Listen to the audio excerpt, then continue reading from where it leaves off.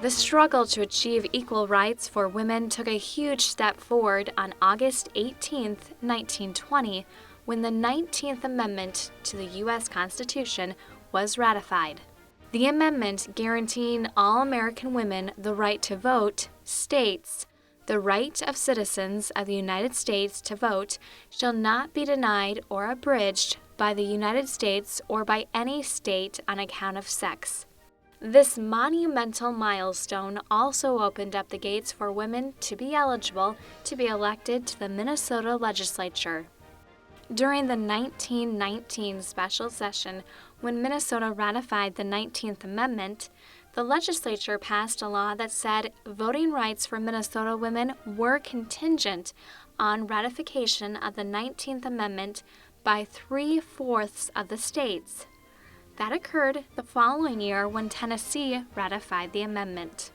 Before this special session, the Minnesota Constitution stated that only persons who were eligible to vote were eligible to run for elective office. In 1922, 2 years after the 19th Amendment to the U.S. Constitution was ratified, 4 women were elected to the Minnesota House of Representatives. It would take a little more time for a woman to become what some consider the second most influential official in the state, the Speaker of the Minnesota House of Representatives. In this legislative fear factor, the Speaker's edition, we ask, in what year was the glass ceiling broken and the first woman became Speaker of the Minnesota House of Representatives?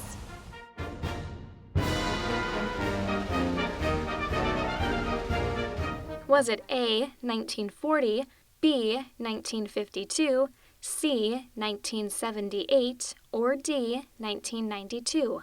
And the answer is D. Dee Long was elected by the House of Representatives as Speaker in 1992. She says her legislative experience and being in the right time helped her get elected. I had carried some fairly tough legislation and done a good job with it.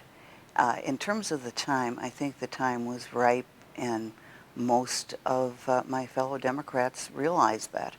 I know one of the Iron Rangers said, 10 years ago I wouldn't have voted for a woman for the city council, but I'm going to support you.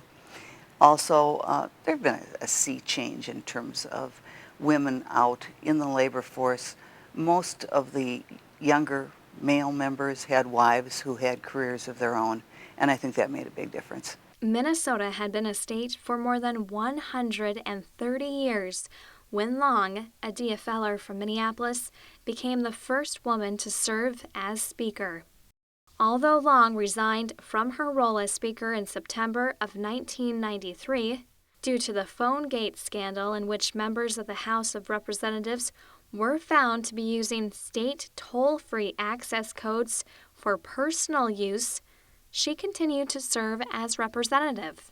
In 1998, she became the first woman to chair the House Taxes Committee. Since Long, there has been just one other Madam Speaker, Margaret Anderson Kelleher. She was elected Speaker in 2007 and served 2 terms in that role. I'm always so thrilled whenever new women are elected. I think it's very, very important. Women do have a slightly different perspective, and I think that is so important in the process of making laws for the state or making laws for the country. You can imagine yourself as Speaker of the Minnesota House of Representatives this year at the State Fair. The House has a booth in the Education Building, complete with a speaker's desk and gavel. To feel what it's like to stand in this position of power, come and check out our booth. We're here every day of the Great Minnesota Get Together.